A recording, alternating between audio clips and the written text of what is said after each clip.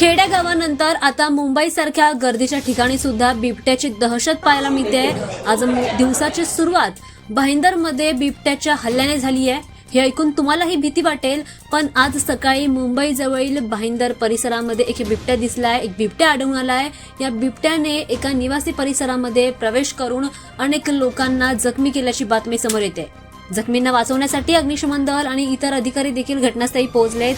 आज सकाळी भाईंदर येथील एका निवासी इमारतीत बिबट्या शिरल्यामुळे रहिवाशांमध्ये घबराट पसरली आहे। रहिवाशांमध्ये भीतीचं वातावरण पसरलं आहे। या बिबट्याने 3 जणांवर हल्ला केला असून हे तिघही जण गंभीर जखमी झालेत। अधिकाऱ्यांनी या घटनेची माहिती दिली आहे आणि या जखमींना आता रुग्णालयामध्ये उपचारासाठी देखील पाठवण्यात आलंय। यात एका महिलेचाही समावेश आहे।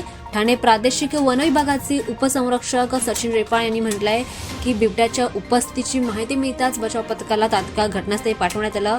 बिबट्याचा परिसरामध्ये वावरत असलेला हा व्हिडिओ तुम्ही पाहत असाल। हा व्हिडिओ समोर येतोय। त्यांनी रहिवाशांना इमारतीपासून दूर राहण्याचं आणि बिबट्याला चिथावणी न देण्याचं आवाहन केलंय, कारण अशा कृतीमुळे मानव आणि बिबट्या असा संघर्ष देखील होऊ शकतो असा इशाराही त्यांनी दिलाय।